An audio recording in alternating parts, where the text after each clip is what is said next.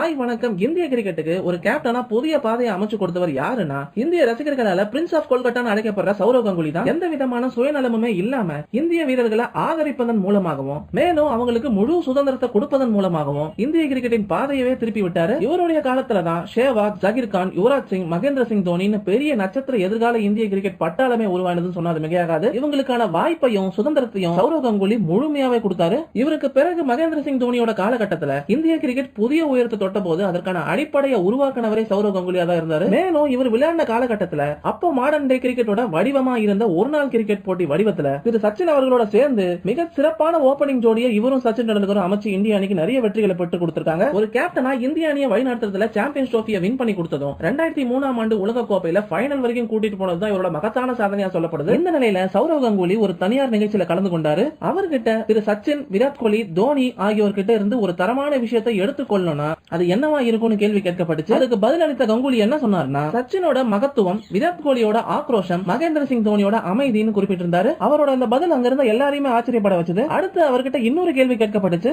அவர்கிட்ட இருக்கிற ஒரு விஷயம் இந்த 3 பேர்கிட்டயுமே இல்லாதது எதுன்னு கேள்வி கேட்கப்பட்டுச்சு. அதுக்கு கங்குலி அவர்கள் அட்ஜஸ்ட்மெண்ட்னு ஒரே வார்த்தையில பதில் அளிச்சாரு. இந்த பதிலால அங்கிருந்த மொத்த கூட்டமுமே மேலும் ஆச்சரியப்பட்டு கை தட்டி அதை வரவேற்றாங்க. கங்குலி அவர்கள் என்ன சொல்றாருன்னா, அவர்கிட்ட இருக்கிற அட்ஜஸ்ட்மெண்ட் குணம் சச்சின், தோனி, கோலி கிட்ட இல்லன்னு சொல்லிருக்காரு. இத பத்தி நீங்க என்ன நினைக்கிறீங்கன்னு கமெண்ட் செக்ஷன்ல சொல்லுங்க. இந்த வீடியோ உங்களுக்கு பிடிச்சிருந்தா லைக் பண்ணுங்க, ஷேர் பண்ணுங்க, மறக்காம நம்ம சேனலுக்கு சப்ஸ்கிரைப் பண்ணி சப்போர்ட் பண்ணுங்க.